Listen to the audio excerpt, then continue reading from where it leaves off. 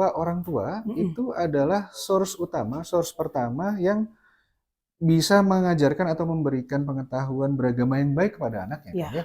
dan sering-seringlah ya mulai menjadikan ibadah itu sebagai sesuatu yang membuat mereka bisa menyelesaikan masalah mereka. Orang tua harus aktif mengatakan, ya, bukan dengan mengatakan kalau kamu minta sama Tuhan, Tuhan akan beri. No, bukan begitu. Memang, Jadi anggota geng motor,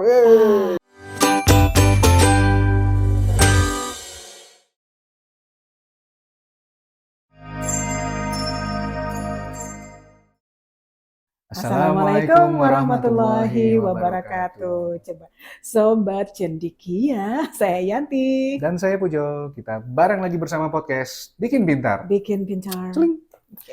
Bu Yanti, pada podcast kita yang sebelumnya, kita sudah membahas tentang bagaimana kesadaran beragama itu tidak hanya berdampak baik bagi kita saja, tapi juga bagi lingkungan kita, Bu Yanti. Yes, ya. Dan Ngomong soal berat banget, berat. berat. Kita ngomong beragama itu Tapi berat. perlu Pak Pujo. Oh, tentu saja, karena agama itu yang akan menyelamatkan kita dari kekacauan ya, Yap. sesuai namanya tidak agama kacau. Ya. Nah, dan pada episode sebelumnya Bu Yanti, kita sudah sepakat bahwa orang tua itu adalah source pertama yang bisa mengajarkan atau memberikan pengetahuan beragama yang baik kepada anaknya, Ya. kan ya? Jadi Ya. memang orang tua, nah ini kita masih seri parenting nih ternyata ya. Ya. Bagaimana sih caranya sebagai orang tua itu memberikan pendidikan agama yang baik kepada anak-anaknya, Bu Yanti? Sesuai dengan fase-fasenya gitu Pak Pujo Ada ya. berapa fase sih Bu Yanti? Ada fase anak-anak, fase Anak-anak, remaja, fase dan dewasa. Oke. Ada 3 fase tadi. Iya. Bagaimana peranan orang tua di masing-masing fase ini sih Bu Yanti? Mulai dari yang paling kecil deh. Ya. Mulai dari anak mungkin udah biasa diajak listening atau paling nggak udah bisa diajarin sholat aja. Yap. Nah itu gimana Bu Yes. Yanti? Jadi aku tuh akan selalu merefer kepada cara Nabi dalam menghandle orang gitu ya. Nabi punya 7 fase gitu kan, 7 fase. Nabi mengatakan 4 fase, 4 kali 7. 28. Ya, 4 kali 7. Jadi Nabi bilang begini, 7 tahun yang pertama gitu kan ya, bermainlah dengan anakmu. Jadi umur berapa tuh? 0 sampai 7 tahun. Ya. Jadi mengajarkan agama pada anak 0 sampai 7 tahun itu harus kita sesuaikan dengan apa yang Nabi katakan. Dalam mendidik itu 7 tahun pertama main aja katanya gitu. Ya, orang tua ajak anaknya main. Ini main yang bagaimana gitu kan ya? Main yang pelan-pelan membiasakan anak-anak untuk hal-hal yang baik gitu loh. Mainnya harus begitu, jangan main game gitu kan, ajarin anaknya. Iya. Ya, takutnya gitu. Jadi ajarkanlah anak-anak bermainlah dengan anak-anakmu itu yang membuat anak-anakmu mengarah kepada yang baik gitu. Banyak macam-macam caranya, cara main-mainnya gitu kan ya. Dan ingat pada masa itu adalah masa concrete operation gitu kan ya. Kalau masa baru masih kecil banget gitu ya, itu namanya sensory operation. Jadi masih menggunakan sensor aja. Tapi begitu mereka sudah mulai balita gitu ya. Nah, balita ini sudah mulai konkret. Jadi segala sesuatu yang sifatnya agama itu abstrak ya enggak? Betul Bu Yanti. Nah, jangan ajarin yang abstrak Susah ya Bu Yanti, Iya. nggak paham gitu. Berempatilah nak kepada sesama. Apa sih empati? Apa itu empati? Bisa dimakan tidak Ibu? Bisa dimakan kakinya tidak? ada berapa? Iya, ada berapa kakinya? Sebesar apa gitu kan ya? Kan? Nah, jangan ngomong soal empati, soal berbaik budilah gitu kan ya. Jujurlah ya kayak nggak bisa buat anak-anak hal-hal yang abstrak begitu belum nyampe otaknya. Jadi sebaiknya orang tua mainlah 7 tahun pertama itu, tapi ajarkan hal-hal yang akan membawa mereka kepada kebaikan dengan menggunakan hal-hal yang konkret saja. Contohnya apa? Mama dan Papa kalau mau mencontohkan jujur, Mama dan Papa jujur sama mereka. Ya jadi kan jangan dibohong-bohongin. Jangan bohong-bohongin jujur mereka. Itu apa ini? Kalau kamu sekarang beresin kamar dikasih roti. Kasih roti. Udah diberesin belum kamarnya? Udah ini roti. Ini rotinya nak gitu ya. Mama akan pulang jam 2 nanti ya nak ya. Jam 2 pulang jam 2 ini gitu jujur ya. Gitu ya. Ya. Jadi dengan contoh konkret ya Bu. Contoh konkret-konkret aja. Contoh jangan pernah yang nyuruh-nyuruh gitu kan, kalau ada yang nagih utang datang gitu kan bilangin mama nggak ada. Itu udah salah. Kalau dulu ada iklan favorit saya Bu, yang iklan mie instan ya. Ayahku mati. Itu gimana tuh? Ada ini salah satu mie instan kita kedatangan debt collector gitu ya. Oh gitu. Iya kayak gitu. Habis itu di luar itu ada tukang mie lewat. Oh ya mana? Ayahnya keluar ya. Good. Itu gak kayak jadi gitu. Mati ayahnya. Iya, betul sir. Jadi yang konkret-konkret aja gitu kan ya, yang mengajarkan biasa bersedekah, Bersedekah, ajak anak bersedekah. Yuk kita bersedekah ya nak Oh iya, ya, dulu waktu gitu. saya kecil saya sering dikasih uang Ah, receh nih. ah. Ini masukin kalau ada Masukin ke kenceleng lewat. celeng-celengan anak Nah, gitu oh itu ya. cara efektif ya Bu Ya, Yanti ya berarti. jadi ajarkanlah agama dengan cara-cara yang bisa diimitate, karena mereka punya kecenderungan meniru-niru saja, Oke. ya. Dan itu biasakan aja yang baik-baik itu, perbuatan yang baik-baik, ya. Walaupun mereka nggak ngerti, nggak apa-apa, main-main dengan cara seperti itu. Itu untuk anak-anak, ya. Kalaupun mereka mencoba untuk menggambarkan Tuhan seperti raksasa, seperti apa gitu kan, Bola cahaya. arahkan dia dengan melihat ciptaan Tuhan gitu ya. Arahkan. Nih cakep dia bunganya, nah ini bagus udah kuningnya begini, ada yang begini, ada yang kuning, ada yang orange segala macam gitu ya.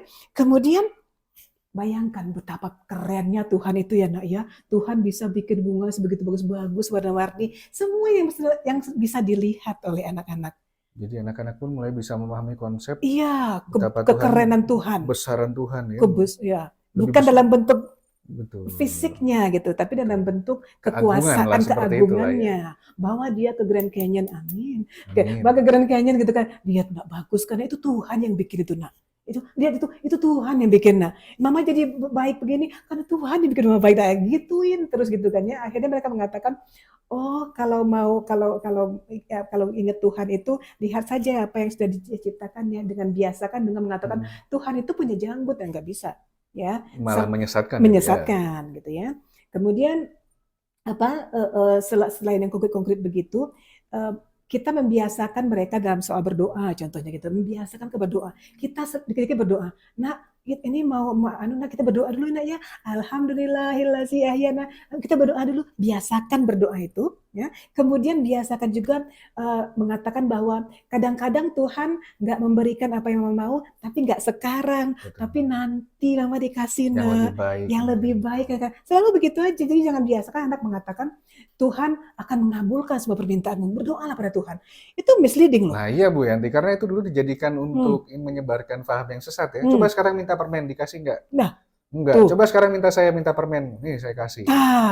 Adakah Tuhan itu? Enggak kan ada gitu.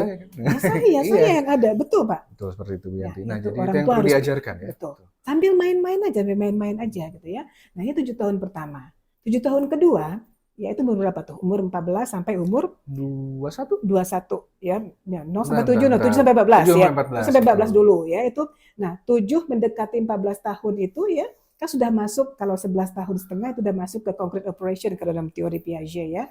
Kalau dalam agama kita, balik berakal itu muncul setelah orang mimpi basah. Betul. Kita menggunakan saja dari yang mimpi basah lah gitu ya. Taruhlah mimpi basah. Taruh umur 11 sudah mimpi basah, it's okay. Berarti sudah balik berakal, sudah anas itu dianggapnya ya. Manusia yang sudah balik berakal. Ya. Nah dari situ karena akalnya sudah mulai itu Pak, pelan-pelan dari 7 menuju 11 itu akalnya pelan-pelan meningkat kemampuan berpikir abstraknya. Jadi ketika dia 7 sampai 8, 9 itu menjelang dia bisa berpikir kritis ya, kita role play di situ. Jadi transisi antara dunia anak-anak ke masa remaja. Jadi 7, 8, 9 itu mereka kita ajak role play tentang nabi apa, kita role play tentang ini, role play tentang anak yang jahat, role play tentang anak yang bullying dan anak yang baik gitu. Nah, seperti itu mereka suka banget mulai gitu. Diperkenalkan dengan konsep-konsep abstrak. Betul. Kamu jadi anak nakal, anak nakal itu apa? Anak suka ninju, yang suka ngejek-ngejek, yang suka gitu itu anak nakal ya, nak ya. Nah, coba yang ngejek-ngejek, contoh-contoh ngejek-ngejek itu apa? Kalau mengatakan kamu gendut, kamu pincang, kamu miskin, ya itu jelek ya itu. Itu aja anak nakal si adik ya. Nah, sekarang saya Rita menjadi ibunya. Jadi role play lah, tapi nanti mengajarkan value. Ada kebaikan, ada cerita utama sebenarnya kita mau mengajarkan apa ya. Betul, pelan-pelan mengarah kepada keabstrakan. Dan itu juga mengajarkan anak-anak ini untuk bisa berempati ya, bisa memposisikan diri sebagai orang lain. Betul. Dan sering-seringlah ya mulai menjadikan ibadah itu sebagai sesuatu yang membuat mereka bisa menyelesaikan masalah mereka. Orang tua harus aktif mengatakan, ya, bukan dengan mengatakan kalau kamu minta sama Tuhan, Tuhan akan beri. No, bukan begitu. Memang Tuhan mengatakan mintalah kepadaku akan kukabulkan, tapi kan harus ada kepanjangannya.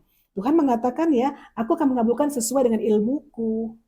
Ya kan? Ada yang aku langsung berikan, ada yang langsung aku tunda dulu, ada yang aku ubah yang lebih baik dengan untukmu sesuai ilmuku. Itu mulai diajarkan nggak apa-apa gitu dalam bentuk role play.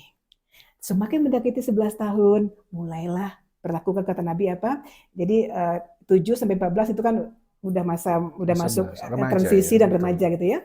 Nah, setelah itu 7 tahun ketiga kata Nabi, dari umur 14 sampai ke umur 21, bertemanlah dengan mereka. Di situ banyak dialog-dialog. Orang tua harus banyak belajar tentang agamanya sendiri, matengkan, dewasakan agama kita dulu gitu. Iya, Bu. Supaya nanti bisa ngobrol dengan asik dengan teman kita ini jadi teman mereka sekarang ini. Betul. Mereka anggap sudah selevel dengan kita. Dan lebih baik seperti itu ya, daripada mereka mencari jawaban di luar yang mungkin malah membuat mereka tersesat. Iya, Atau mendapatkan ada jawaban yang salah. humility lah, ada kerendahan hati lah. Kalau kebetulan anak baca sesuatu referensi yang bagus dari ustadz yang terkenal atau yang qualified, terimalah. Jangan egois mengatakan tidak begitu kalau mama memahaminya. Itu sih haram kalau mama ya nggak bisa begitu gitu kan ya. Itu kekanak-kanakan mama berarti masih fase anak-anak. Jadi orang tua matangkan dulu, dewasakan dulu keberagamaan kita supaya bisa menjadi teman yang baik di usia segitu dengan anak-anak remaja yang sudah mulai menuju kepada kedewasaan, masa dewasanya gitu. Nah ini yang transisi ini yang serem itu di situ Pak Bojo. Iya, anak-anak remaja ini yang sering ya, salahnya di situ tersesatnya ya. di situ ya. Jadi yang kata geng motor, masih aja mengajarkan anak beragama seolah-olah ini anak-anak kecil gitu. Nggak mau mereka. Memberontak jadinya. Dan mereka sudah merasa setara sekarang Pak. Beda cuman gue masih butuh duit lo katanya. Betul ya. Cuman itu aja. Cuman itu aja sebenarnya. So nanti pada akhirnya umur 21 tahun ke atas jangan ikut campur lagi katanya. Kecuali cuma ingatkan sekali-sekali gitu sebagai teman gitu. Itulah cara Nabi mengatakan. Jadi agama diajarkan dengan sesuai dengan fase perkembangan kognitifnya gitu. Makanya tadi ada aku katakan An-Nas itu ya ayuhan nas itu artinya untuk semua orang-orang dewasa yang sudah bisa berpikir, yang sudah balik berakal gitu. Kalau ya insan itu artinya untuk semua manusia, anak kecil, anak bayi, ya secara umum gitu ya. Jadi jadi agama itu sebenarnya harus dipahami oleh orang yang sudah balik berakal, yang betul-betul akhirnya dia bisa merasakan ini menghilangkan beban saya gitu. Dan memang PR utamanya terutama buat orang tua, berarti sebelum mengajarkan kepada anak-anaknya ya, berarti memang sudah paham ya Bu Yanti ya? Iya, ada fase-fasenya nih gitu. Aku di fase bermain nih, oke. Kalau gitu aku nggak boleh ngomong soal jujur lah, ya berbaik hatilah kepada orang ya nak ya.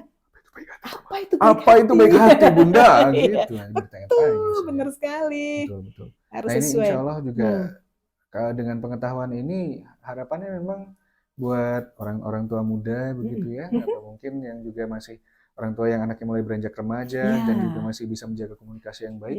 Harapannya memang bisa memperkaya perjalanan dari anak-anaknya ini dalam menjadi pribadi beragama yang bijak dan mature ya, yang dewasa tadi. Yang dewasa dengan cara mendewasakan diri kita dulu. Betul. Itu ya selalu ya Bu Yanti. Harus. Dari tadi kan sebenarnya kita ceritanya nih, oh ya cara ngajarinnya anaknya gini.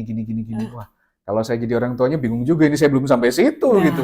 Berarti sambil belajar ya Bu Yanti. Sambil belajar ya. Gak apa-apa kita berendah hati saja.